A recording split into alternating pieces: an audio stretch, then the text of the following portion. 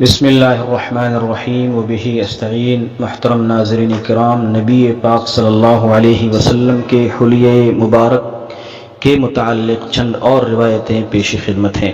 ان میں سے پہلی روایت ہے براء ابن عازب رضی اللہ تعالیٰ عنہ کی۔ آپ فرماتے ہیں ما رأیت من ذی لمۃ فی حلۃ حمراء، میں نے کانوں کی لو تک بالوں والے سرخ جوڑے میں کسی ایسے شخص کو نہیں دیکھا جو نبی پاک صلی اللہ علیہ وسلم سے زیادہ حسین ہو۔ لہو شعر یضرب منکبیہ، آپ صلی اللہ علیہ وسلم کے بال اتنے لمبے ہوا کرتے کہ آپ کے بال کاندھوں تک پہنچتے۔ بعید ما بین المنکبین، آپ کے دونوں کاندھوں کی مسافت لمبی تھی، یعنی آپ کے کاندھے بڑے کشادہ تھے، آپ کا سینہ بڑا کشادہ تھا۔ لم یکن بالقصیر ولا بالطویل، نہ آپ صلی اللہ علیہ وسلم پست قد تھے اور نہ ہی آپ صلی اللہ علیہ وسلم بہت زیادہ لمبے تھے۔ اسی طریقے سے ایک اور روایت جابر ابن سمرہ رضی اللہ تعالیٰ عنہ کے واسطے سے مروی ہے۔ آپ فرماتے ہیں کان رسول اللہ صلی اللہ علیہ وسلم ضلیع الفم، رسول پاک صلی اللہ علیہ وسلم کا منہ کشادہ تھا۔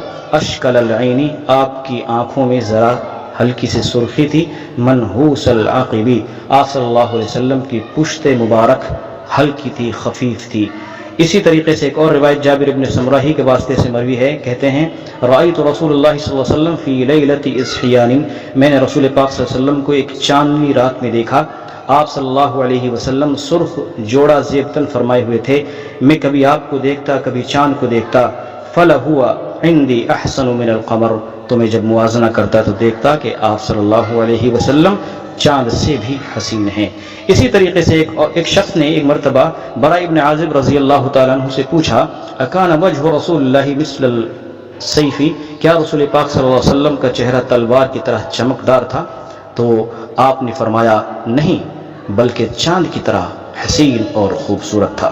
اسی طریقے سے ایک اور روایت آتی ہے جس روایت میں آپ صلی اللہ علیہ وسلم کے حلیہ مبارک کو ابراہیم علیہ السلام سے تشبیہ دیا گیا ہے۔ آپ صلی اللہ علیہ وسلم فرماتے ہیں کہ مجھ پر انبیاء کو پیش کیا گیا، میں نے موسیٰ کو دیکھا۔ موسیٰ علیہ السلام شنوع قوم کے لوگوں سے مشابہت رکھتے تھے۔ عیسیٰ ابن مریم کو دیکھا، عیسیٰ ابن مریم عروہ ابن مسعود سے زیادہ قریب تھے۔